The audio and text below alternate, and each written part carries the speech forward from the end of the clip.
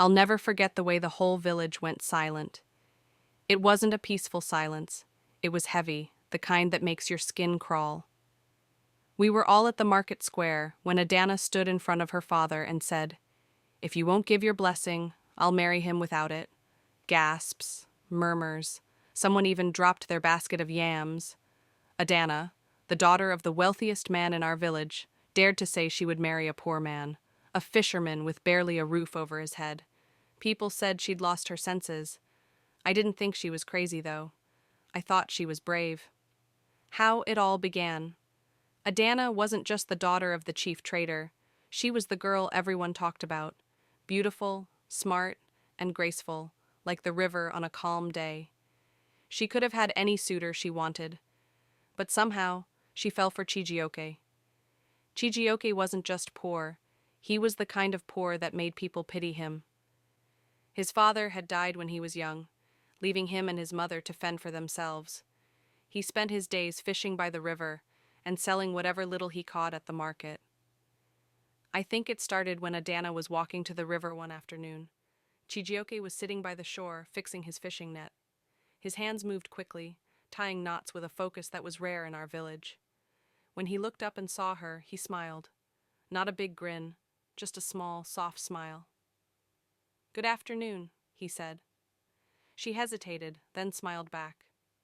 "Good afternoon." That's all it took. After that, she started visiting the river more often. Some people noticed, but no one thought much of it at first. Adanna always had a curious spirit. The secret meetings. It wasn't long before the rumors started.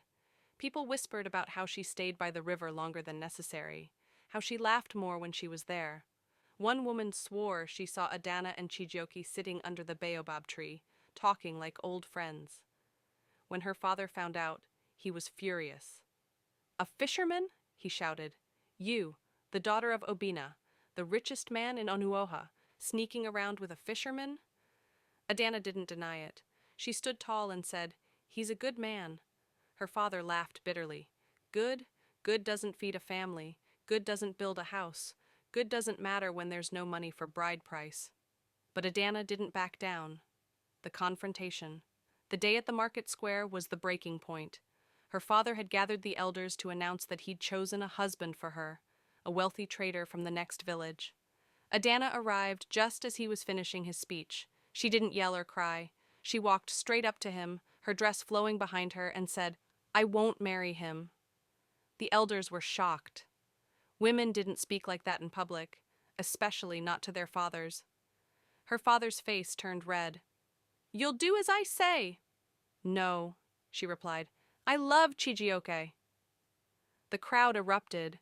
Some people supported her, most didn't. They said she was throwing away her future for a man who had nothing. The aftermath.